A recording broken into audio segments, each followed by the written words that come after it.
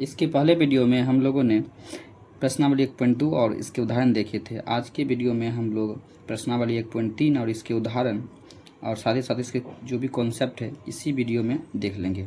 तो चलिए पहले इसके उदाहरण नंबर 8 के बाद उनकी 9 पे चलते हैं। उदाहरण नंबर 9, सिद्ध कीजिए कि √3 एक अपरमेय संख्या है। सिद्ध करने के लिए क्या करना होता है, देखिए समझिए। एक तरह की एक कॉन्सेप्ट है, जैसे जैसे यहाँ पे करेंगे वैसे आप याद कर लीजिएगा, ठीक है। देखिए यहाँ से हल करते हैं कैसे इसको साबित करना है। पहला स्टेप है, जो भी दिया है जैसे √3 एक अपरमेय संख्या कह रहा है तो इसके विरोध में हम मानेंगे कि √3 पहले क्या है, परमेय है। अगर ये परमेय नहीं होता है तो हो जाएगा अपरमेय संख्या। तो हम मानेंगे, माना √3 एक परिमेय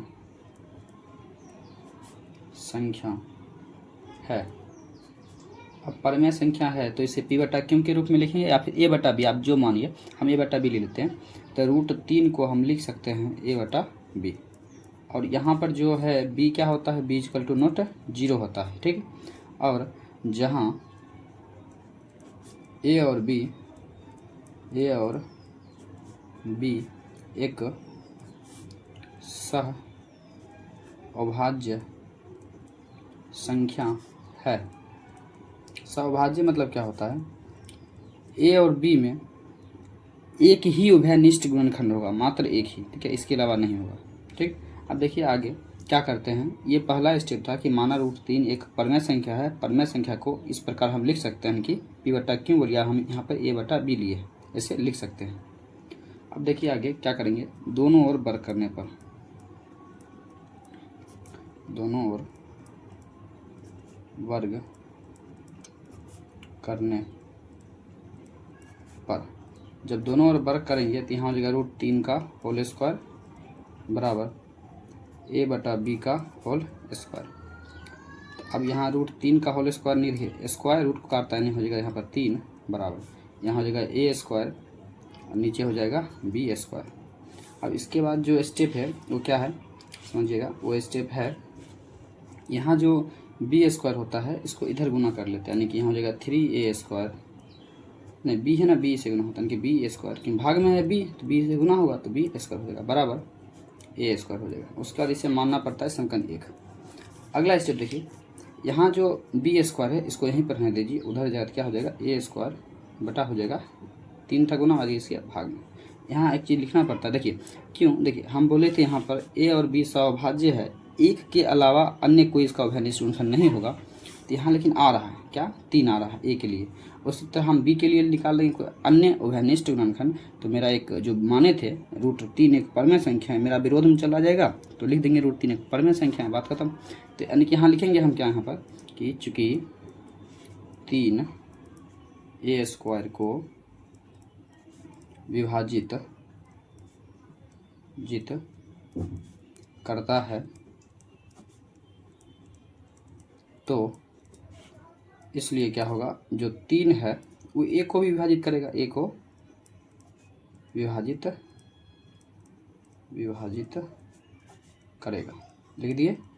अब देखिए अगला स्टेप क्या होता है, जहाँ पे हम यहाँ माने थे ना समीकरण 1, यहाँ पे देखिएगा जो यहाँ होगा, यहाँ पर a बराबर आपको कुछ अदर मान लेना होगा, जैसे कि c मान लीजिए, और जितना यहाँ पर साबित करना था 3 हो 5 हो 7 हो उस हिसाब से करिएगा। जैसे देखिए माना क्या, देखिए समझिएगा आप कैसे, a बराबर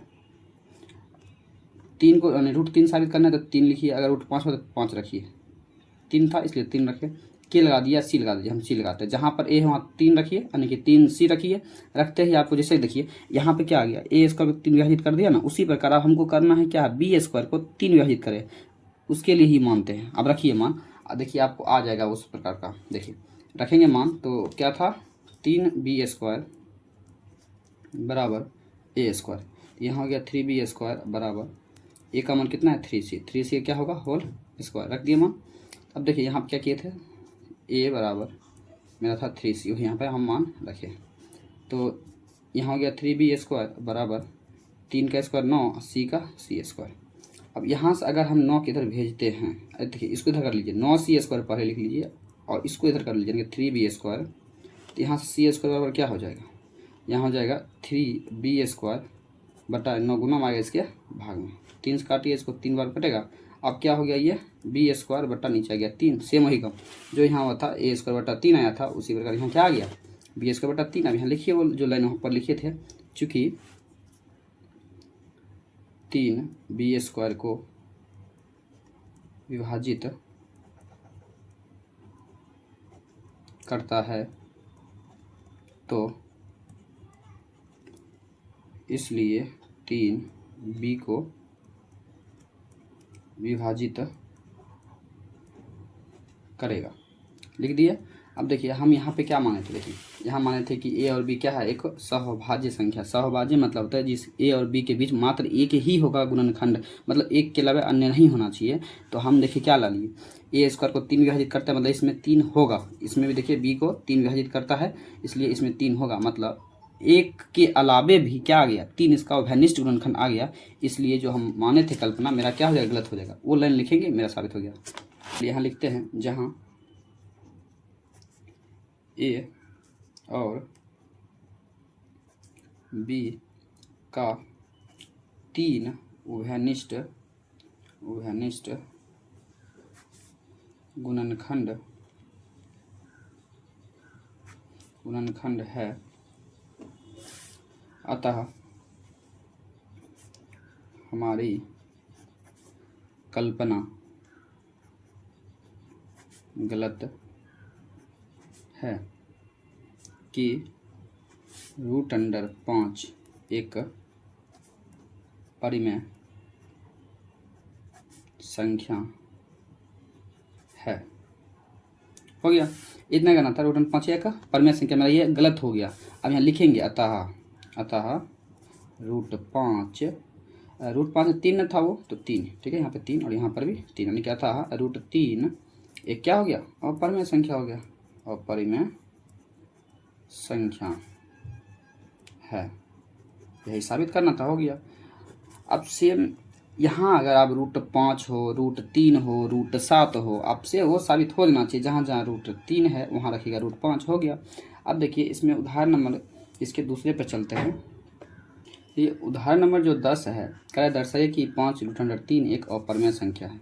इसे कैसे कर सकते हैं, देखिए √5 को पहले साबित कर लेंगे अपरिमेय संख्या, उसका लिखेंगे अपरिमेय संख्या में किसी परिमेय संख्या को जोड़ने, घटाने, गुना या भाग करने पर वो अपरिमेय संख्या रहता है। ऐसे भी बना सकते हैं, नहीं तो आसान तरीका से बताते हैं जो एकदम शॉर्ट मेथड से बन जाएगा। देखिएगा वैसे बनाते हैं, कैसे बनेंगे देखिएगा। हल कर रहे हैं, यहाँ से क्या करेंगे, जैसे बोले थे कि इसके विरोध मानेंगे, यानी कि माना 5 - √3 एक परिमेय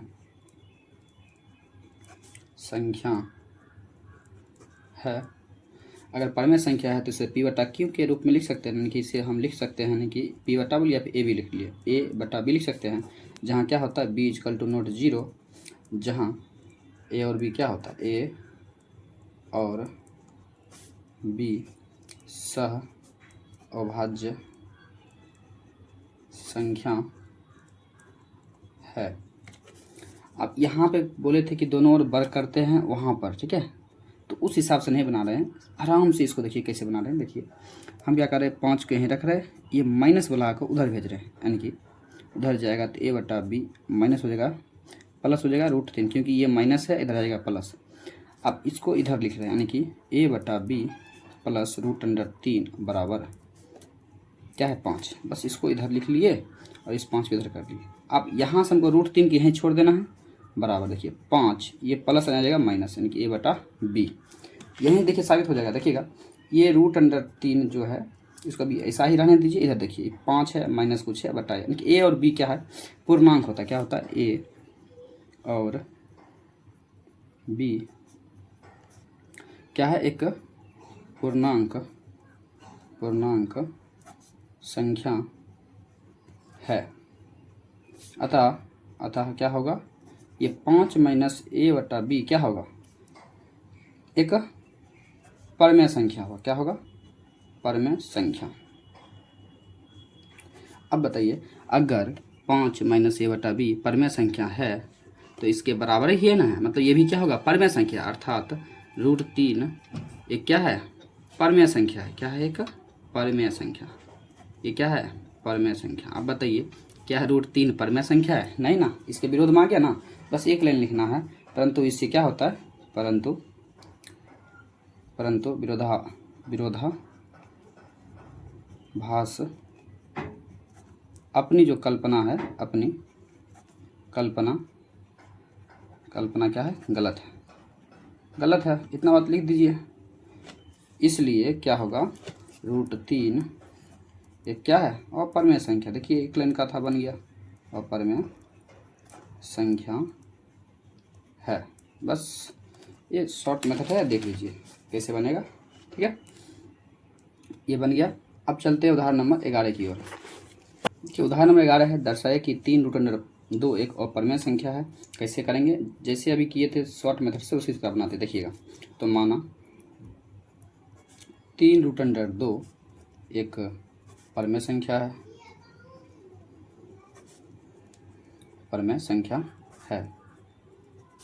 परमेय लिख क्या लिखेंगे इसको, 3√2 बटा बराबर से बटा क्या लिखेंगे, a बटा b। यहाँ पर क्या होता है, b = नोट 0, जहाँ a और b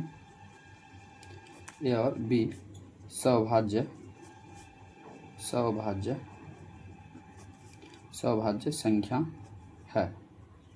यानी कि 3√2 बराबर a बटा b। यहाँ से √2 को यहीं रहने दीजिए, उधर जाएगा क्या होगा, a, ये भाग गुना में आ गया इसके भाग, यानी कि a बटा 3b। अब देखिए यहाँ पे a और b है पूर्णांक। अब पूर्णांक बटा पूर्णांक क्या होता है, परमेय संख्या। बस वो लाइन लिख लीजिए। यहाँ पे क्या हो जाएगा, चूंकि a यानी 3, देखिए 3 भी एक पूर्णांक संख्या, लिखिए 3, a और जो b है, b पूर्णांक है। क्या है, पूर्णांक है, इसलिए a बटा 3b एक क्या होगा, परमेय संख्या होगा। ठीक है, परमेय संख्या होगी। तो हम यानी कि इसलिए √2 है, √2 भी एक क्या होगा, परमेय संख्या होगा, क्योंकि ये इसके बराबर, ये अगर परमेय तो भी परमेय, क्योंकि बराबर है, परमेय संख्या होगी। अब बताइए क्या √2 परमेय संख्या है? मेरा विरोध में आ गया, नहीं उल्टा आ गया, तो लिखते हैं यहाँ पर परंतु इससे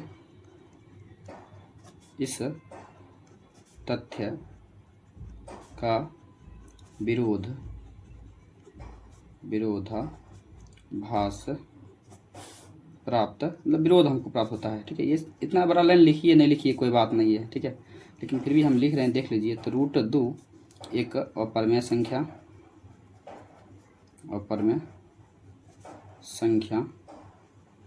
है।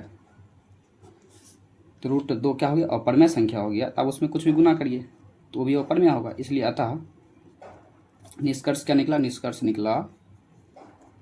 निकला कि √2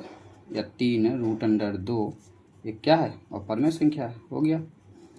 इतना बड़ा भाषा नहीं लिखिएगा ना, कोई दिक्कत नहीं है, छोटा सा ही लिखिए, चलेगा। हम लिख दिए। अब देख लीजिए, अगर लिखना होगा तो एग्जाम में इसे लिख सकते हैं। ठीक है, तो हम बोलेंगे एक ही बात, देखिए यहाँ मानिएगा इसे करके, a बटा b लिखिए, रूट वाला को यहीं रहने दीजिए, बाकी बात सबके इधर कर लीजिए। उसके बाद लिखिए यहाँ पे a और b क्या है, पूर्णांक है, पूर्णांक तो होगा परमेय और परमेय कभी बराबर नहीं होगा, मतलब ये परमेय है।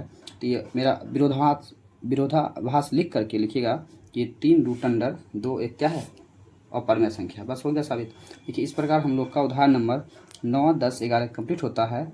अब देखिए कुछ कॉन्सेप्ट है वो लिख करके उसके बाद प्रश्नावली 1.3 का सभी क्वेश्चन करते हैं। तो ये कॉन्सेप्ट क्या है, परमेय संख्या और अपरमेय संख्या के जब जोड़ेंगे तो वो हमेशा क्या बनेगा, अपरमेय संख्या। याद रखिएगा, इसे ऑब्जेक्टिव में भी पूछता है। परमेय संख्या माइनस अपरमेय संख्या हुआ तो भी अपरमेय संख्या बनता है, हमेशा अपरमेय संख्या बनता है। देखिए परमेय संख्या शून्यतर अपरमेय संख्या, मतलब इसमें देखिए शून्यतर ऐसे यहाँ पे होना चाहिए। ठीक है, शून्यतर परमेय संख्या यहाँ पर नहीं, ठीक है, यहाँ पर भी नहीं, यहाँ पर लिखा हुआ है शून्यतर। तो यहाँ देखिएगा, शून्यतर परमेय संख्या अगर अपरमेय संख्या से गुना होगा तो हमेशा ये अपरमेय संख्या होगा। शून्यतर मतलब समझ लीजिए, शून्यतर मतलब क्या होता है, शून्यतर मतलब होता है कि शून्य का छोड़कर, यानी कि परमेय संख्या में शून्य नहीं, यहाँ पर भी परमेय संख्या में शून्य नहीं, ये भी क्या बनेगा, अपरमेय संख्या बनेगा। तो ये थोड़ा सा कॉन्सेप्ट था, आप लोग देख लिए हैं। अब जो है चलते हैं प्रश्नावली 1.3 की ओर। प्रश्नावली 1.3 का पहला प्रश्न क्या है, सिद्ध कीजिए कि √5 एक अपरमेय संख्या है। देखिए जैसे हम लोगों ने उदाहरण नंबर 9 किया था कि √3 एक अपरमेय संख्या है, साबित करिए। आप उसी एकदम सेम टू सेम देख कर बना सकते हैं। नहीं तो कहेगा तो हम इसे आपको होमवर्क दे देंगे। नहीं चलिए हम कर देते हैं, ठीक है। देख लीजिएगा, आपको समझ में आ जाएगा दोबारा। देखिए तो कैसे करेंगे। इसके विरोध में मानेंगे क्या, माना √5 एक और परमेय तो है, इसके विरोध में मानना क्या मानेंगे, इसको परमेय संख्या है, परमेय संख्या है।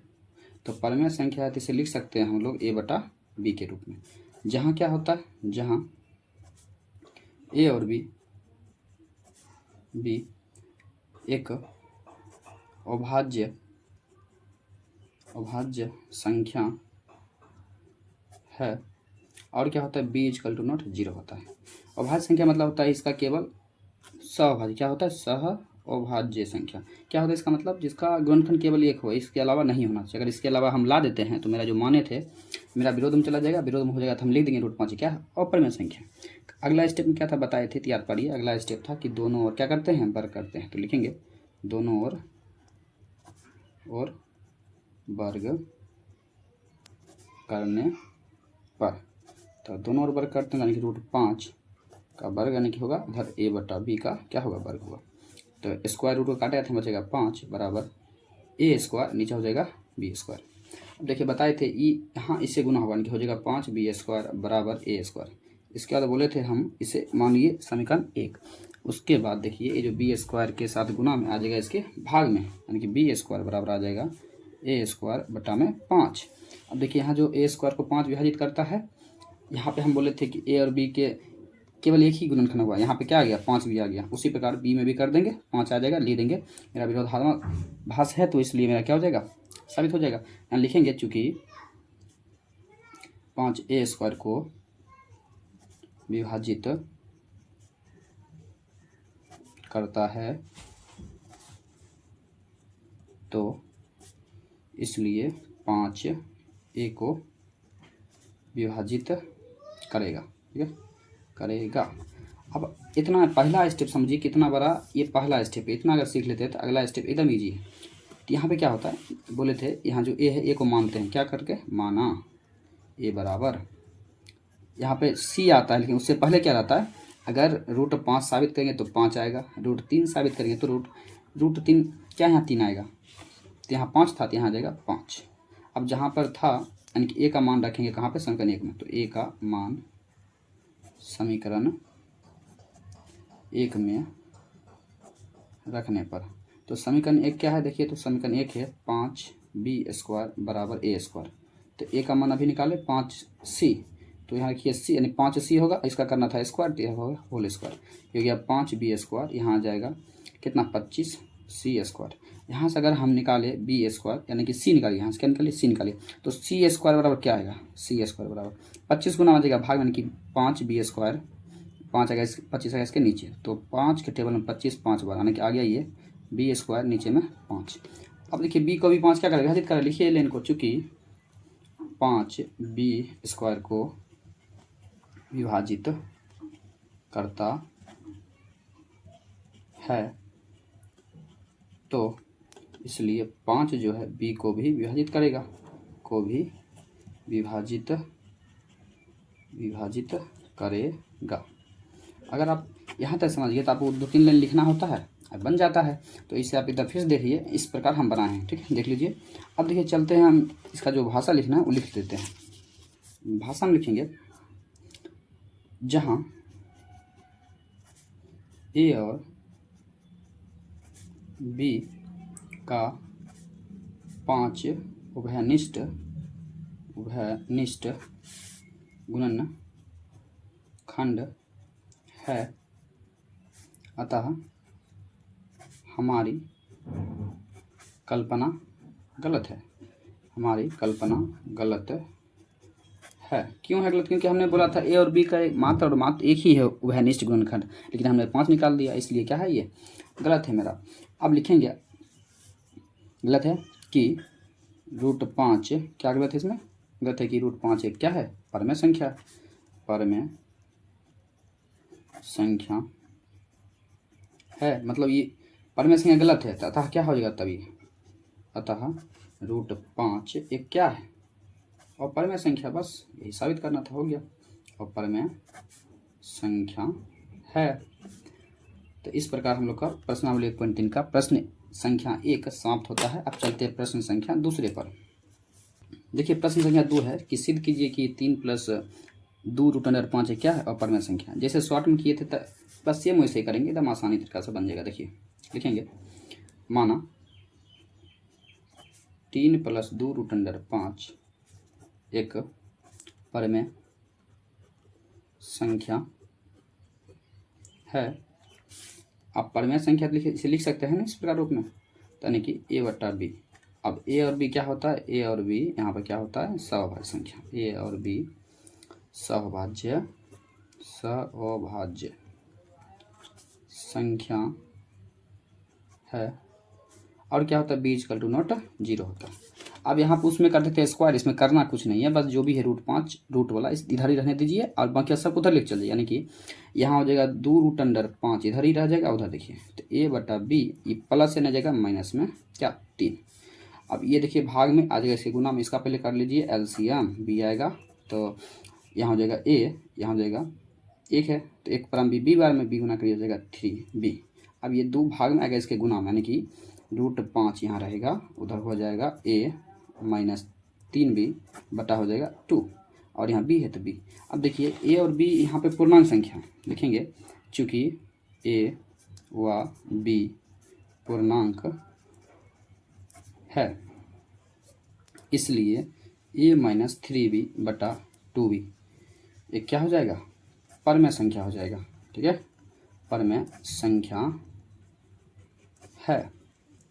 परमेय संख्या हो जाएगा, बताइए क्या, और परमेय संख्या भी बराबर होगा, मतलब ये परमेय है तो ये परमेय होगा, जबकि √5 की परमेय संख्या थोड़ी ना है, ये अपरमेय संख्या है। तो यहाँ से एक ही बार लिखिए, उतना बड़ा लाइन लिखना ही नहीं, लिखिए अतः √5 क्या है, √5 एक अपरमेय संख्या, बस इतना ही लिखना था, बन गया। देखिए एक लाइन का था तो ये कंप्लीट हुआ।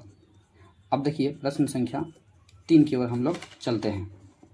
देखिए प्रश्न नंबर 3 है, सिद्ध कीजिए कि निम्नलिखित संख्या अपरमेय है। मतलब इसे साबित करना, फिर इसे करना, फिर इसे करना, यानी कि वही शॉर्ट तरीका से करना, एकदम स्पीड हो जाएगा। देखिए पहला करते हैं, पहला क्या है 1/√2, तो लिखेंगे क्या, माना 1/√2 एक क्या है, परमेय है, एक परमेय संख्या है। इसे लिखेंगे 1/√2 बराबर क्या लिखेंगे, इसे a/b लिखेंगे। तो यहाँ पे क्या लिखते हैं, यहाँ लिखते हैं हम लोग कि a व b क्या है, सह अभाज्य संख्या है, b = नोट क्या होता है 0। आप एक काम करिए, यहाँ पर ऐसा कर सकते हैं, हमको √2 यानी कि इधर अपरमेय केवल चाहिए, क्या करते हैं इसको इधर गुना कर देते हैं। ठीक है, तो इधर क्या होगा b, इसको उधर गुना कर दीजिए, या एक काम करें दोनों को पलट लीजिए। अगर आपको ऐसा लग रहा है दोनों को पलट लीजिए, मतलब कि पलटने पर ठीक है, हम करते हैं गुना करते हैं, b इधर गुना हुआ तो हो जाएगा 1 से होगा b और √2 से गुना करिए, क्या होगा a√2। अब क्या करते हैं, ये गुना में आएगा इसके भाग में, यानी कि b बटा क्या हो जाएगा a बराबर √5 हो गया। बताइए अपरमेय संख्या परमेय बराबर होगा नहीं ना, एक बार में से काट कर लिख सकते हैं, चूंकि पूर्णांक = नोट अपरमेय संख्या, इसलिए ऐसे बना सकते हैं, पूर्णांक इधर का पूर्णांक संख्या है, पूर्णांक = क्या होगा अपरमेय, कभी नहीं होगा। ठीक है, तो ऐसा ये होने वाला है ना, तो एक लाइन में लिख दिए, इसलिए क्या होगा 1/√2 एक क्या है अपरमेय संख्या। देख रहे कितना शॉर्ट में बन गया, अपरमेय संख्या कहते हैं। कंप्लीट हो गया ये। आप थोड़ा सा भाषा लिख लीजिएगा, इससे पहले वाले प्रश्न जो लिखा है तो इतना भाषा कम से कम लिख लीजिएगा। ठीक है, अगला देखिए 2 नंबर क्या है 7√5, इसे करते हैं, लिखेंगे वही बात जो लिखते हैं। तो माना 7√5 एक परमेय संख्या है, एक परमेय संख्या है। अगर परमेय संख्या है तो क्या लिखेंगे, इसे 7√5 बराबर a/b। अब a और b क्या है, सहभाज्य संख्या, सहअभाज्य संख्या है, और b बराबर क्या होगा, नॉट 0। अब अगर है तो यहाँ देखिएगा √5 के हिसाब दीजिए, तो उधर क्या होगा a बटा गुना में इसके भाग में कि क्या होगा 7b। अब बताइए क्या होगा, परमेय संख्या पूर्णांक बराबर होगा कभी भी, तो लिखिए बस एक लाइन का है, और परमेय संख्या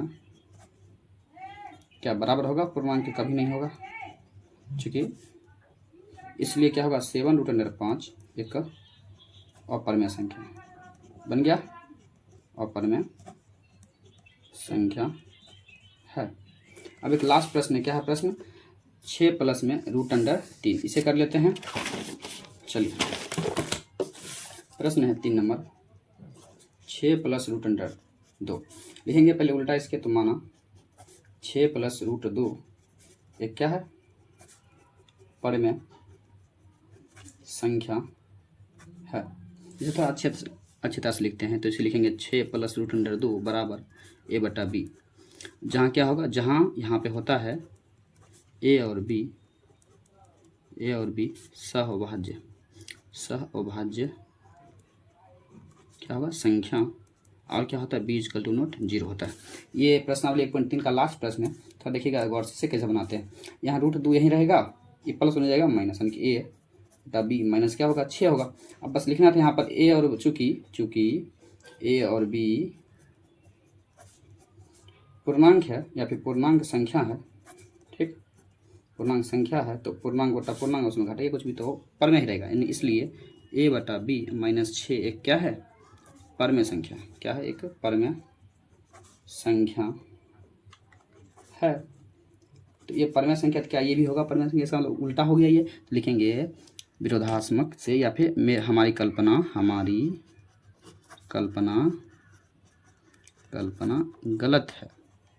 गलत है कि √6 प्लस क्या लिखिए? √2 भी लिखिए, कोई दिक्कत नहीं। देखिए 6 प्लस √2 क्या है? एक परिमेय संख्या है। मतलब ये मेरा गलत है कि कल्पना कि 6 प्लस √2 एक क्या है? परिमेय नहीं तो क्या होगा? ये अपरिमेय। अतः 6 प्लस √2 एक क्या है? अपरिमेय संख्या है। तो इस प्रकार हम लोगों का प्रश्नावली 1.3 का सभी उदाहरण और एनसीईआरटी का जो क्वेश्चन होता है प्रश्नावली 1.3 का सभी प्रश्न कर लिए। Thank you. मिलती है अगले वीडियो में प्रश्नावली 1.4 के साथ।